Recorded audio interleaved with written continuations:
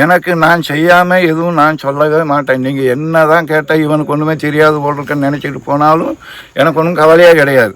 யாராவது poly house போடணும்னா போடாதாங்க. தமிழ்நாட்டுக்கு மட்டும் ருசி இருந்தால் எவன் வேணுமா சாப்பிடுவான். ருசி இல்லைன்னா ஒரு வகை சாப்பிட மாட்டான்.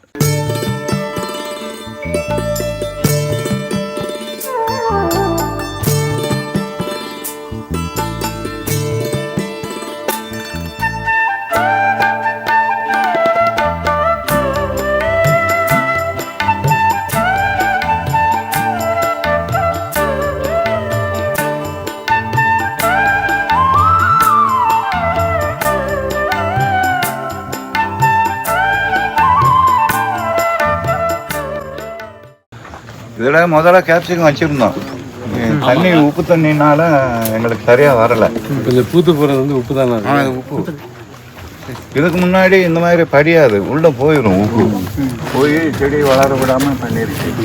இப்போ அந்த குண்டு போட்ட உடனே, ஆமாம், குண்டு போட்டதுக்கப்புறம் மேலே மேலே வந்துடுது. தண்ணி மாத்திரம் உள்ளே போகுது.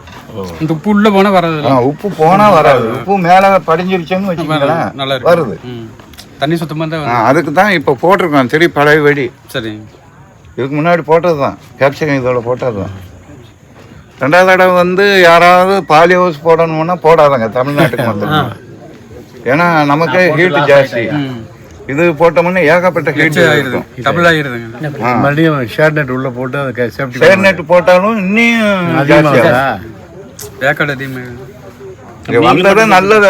மேலே தூக்கி விட்டு வெளியே போகிறதுக்கு தான் பார்க்கணுமா தவிர ஷேர் நெட் போட்டிங்கன்னா இன்னும் ஜாஸ்தியாகும்.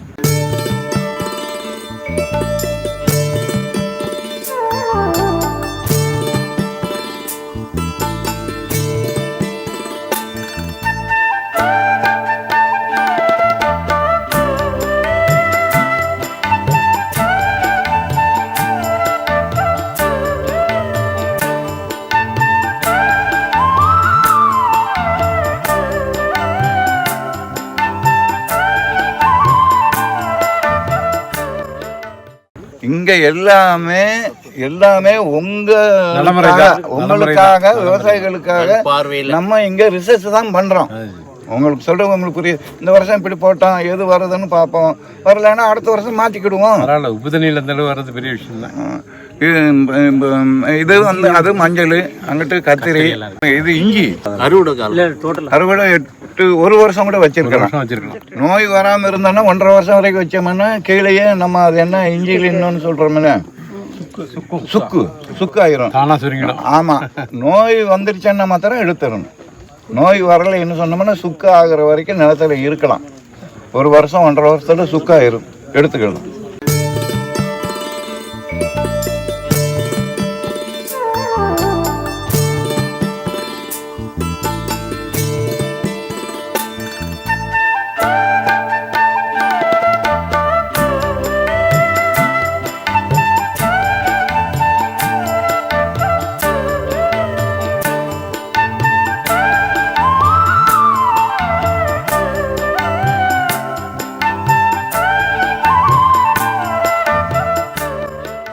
இப்போ அந்த ஷேட் நெட்டுக்கும் இந்த ஷேட் நெட்டுக்கும் உங்களுக்கு வித்தியாசம் தெரியும்னு நினைக்கிறேன். அதில் நிறைய வேர்க்கும் பக்கமாக இருக்கிறதுனால.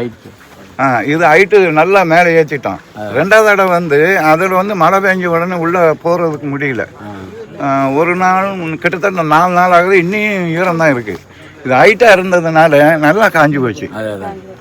எப்போ நீங்கள் ஷேட்டுக்கு எவ்வளோ வித்தியாசம்? அடி உயரம் கிட்டத்தட்ட ஒரு 5 அடிக்கு மேலே இருக்கும்.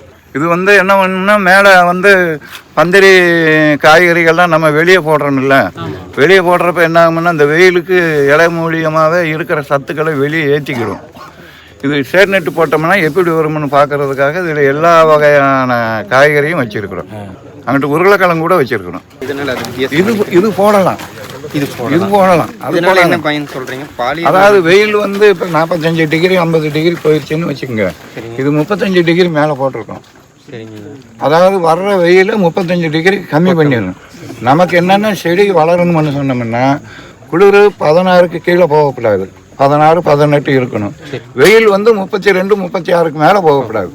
போச்சுன்னு சொன்னோம்னா வெள்ளாமை வராது. அதுலேயும் வராது, இதுலேயும் வராது. கீழே போனாலும் வராது, மேலே ஏறினாலும் வராது. இது அதனால் அதை கம்மி பண்ணுறதுக்காக நம்ம போட்டிருக்கோம். இதில் சில பச்சை போட்டால் பரவாயில்ல, இந்த கலர் நல்ல கேள்வி.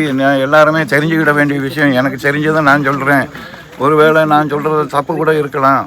வாதத்துக்கு கூட வர்றாங்கல்ல, நீ சொன்னது தான் கரெக்டுன்னு எப்படி நாங்கள் சொல்ல முடியுங்கிற வாதத்துக்கும் வர்றாங்க.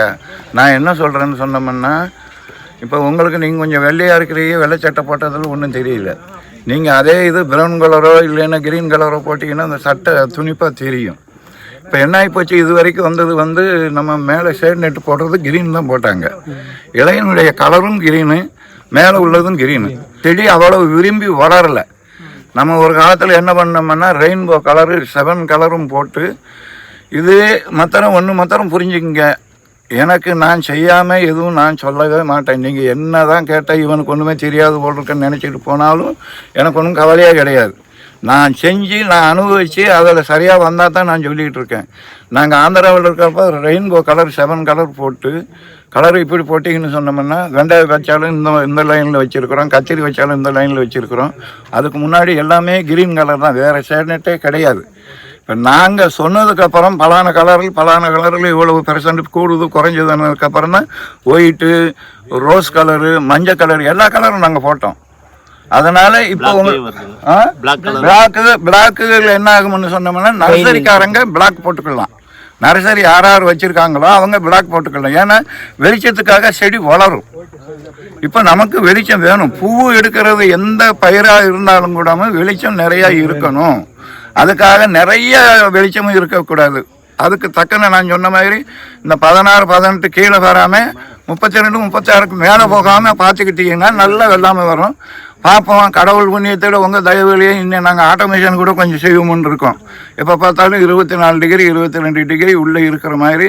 அது ஒரு ஏக்கருக்கு பண்ணணும்னா கிட்டத்தட்ட 1.5 கோடி 2 கோடி ரூபாய்க்கு வருது. சும்மா கொஞ்சோண்டு செஞ்சு கொடுங்கடான்னு சொல்லியிருக்கிறேன். அவங்க என்றைக்கு அவங்களுக்கு மைண்டு போகிறதோ அன்றைக்கி வருவாங்க. வந்தால் செஞ்சோம்னா அப்போ பார்ப்போம். ஒரே கிளைமெண்ட்டு நமக்கு செடிக்கு எவ்வளோ வேணுமோ அதை நம்ம அங்கே வச்சுக்கலாம். மேலேயும் ஏறாது, கீழேயும் இறங்காது. பார்ப்போம் வெள்ளாமை எப்படி வருதுன்னு பார்த்துக்கிட்டு. நான் தயவு செஞ்சு சொல்கிறேன், என்னமும் நீங்கள் வேறு விதமாக நினச்சிக்கிடக்கூடாது. நான் என்ன சொல்கிறேன்னா, இங்கே கம்ப்ளீட்டாக உங்களுக்காக நாங்கள் ரிசர்ச் பண்ணுறோம். நீங்கள் வேறு விதமாக நினச்சிடக்கூடாது. நான் என்ன சொல்கிறேன்னா, நம்ம வாழணுங்கிறது தான் என்னுடைய குறிக்கோளேமோ. நீங்கள் வாழ்னா தான் உலகமே வாழும். உலகம் எப்படி வாழும்? அதான் வாழும். நீங்கள் எல்லாமே வச்சு அவனுக்கு சாப்பாடு போட்டு தான் அவன் உசுரோடு இருப்பான். இல்லைன்னு அவன் செத்துல போவான். முதல்ல நீங்கள் வாழணும். விற்கிறது கூட நம்ம கையில் வந்தோம். அப்பா ஒருத்தர் சொன்னார், பப்பாளி நான் 17 ரூபா 15 ரூபாய்க்கு நான் வாங்குறேன், அவனுக்கு கொடுத்தவன் அவன் 30 ரூபாய்க்கு விற்கிறான்ட்டு.